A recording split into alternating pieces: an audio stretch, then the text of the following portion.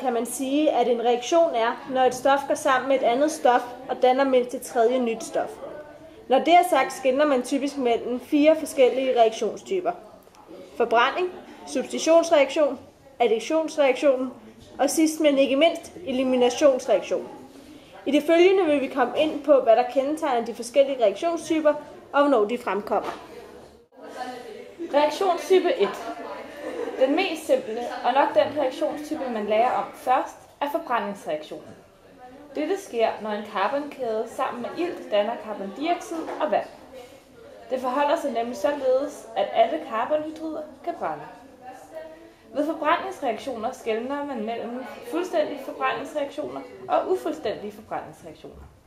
Hvordan en forbrændingsreaktion afløber afhænger af, om lufttilførelsen er tilstrækkelig.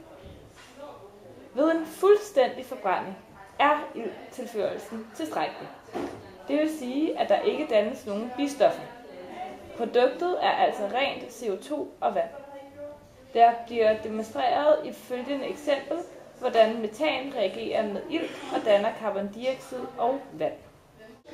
Metan reagerer med ilt og bliver til carbondioxid og vand. Det vil sige, at carbonatomet går sammen med 2 af de 4 iltatomer og danner carbondioxid. Og brintatomerne går sammen med de resterende iltatomer og danner vand. Reaktionen er hermed afstemt. Hvis ilttilførelsen derimod er utilstrækkelig, så er der tale om en ufuldstændig forbrænding. Her dannes der bistoffer som f.eks.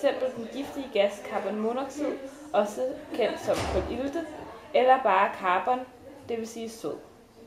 Vi vil nu demonstrere med et eksempel en ufuldstændig forbrænding, hvor der dannes sod. Benzen reagerer med ilt og danner sod og vand. Fordi der ikke er ilt nok, reagerer iltatomerne kun med brintatomerne og danner vand. Carbonatomerne bliver derfor til bistoffet sod. Reaktionen er afstemt.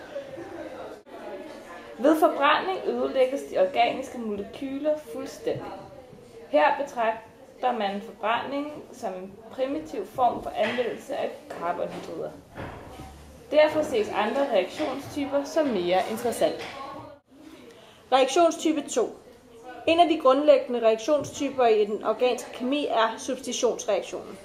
Ved en sådan reaktion udskiftes et atom, ofte et H-atom, eller en atomgruppe med et andet atom eller atomgruppe. For at anskueliggøre dette vil vi tage et eksempel i reaktionen mellem metan og diklor, som danner klormetan og saltsyre. Metan reagerer med diklor og danner metanklorid og saltsyre. Det vil sige, at et af brintatomerne bytter plads med et af kloratomerne. Således at der dannes metanklorid og saltsyre. Som det kan ses i reaktionen udskiftes et H-atom i metanmolekylet med et C-atom. På den måde får man dannet et såkaldt halogeneret carbonhydrid, nemlig klormetan. Et halogeneret carbonhydrid er, når et H-atom bliver erstattet med et halogen, altså et stofforsygende hovedgruppe. Reaktionstype 3. De karakteristiske reaktioner for alkener og alkyner er additionsreaktioner. Ved sådan en reaktion lægges der noget til et organisk stof ved at bryde en dobbelt- eller en trippelbinding. Lad os tage udgangspunkt i reaktionen mellem propen og dibrom, som danner 1,2 dibrom-propan. Propen reagerer med dibrom til 1,2 dibrom-propan. Der sker altså det, at dobbeltbindingen sprænges, så der bliver en ledig plads på hvert af carbonatomerne, som bromen hægter sig på.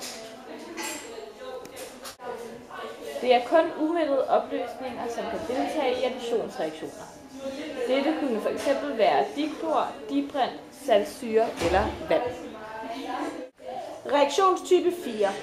Modsætningen af en additionsreaktion er en eliminationsreaktion.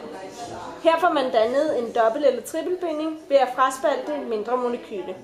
Et eksempel på dette kunne være laboratoriefremstillingen af eten ved en elimination af vand fra etanol. Etanol bliver til eten og vand. Det vil sige, at vand fjernes fra etanol, og der opstår derfor en dobbeltbinding mellem carbonatomerne, og vand står for sig selv. Denne reaktion gennemføres ved at opvarme en blanding af koncentreret svovlsyre og etanol til ca. 170 grader Celsius.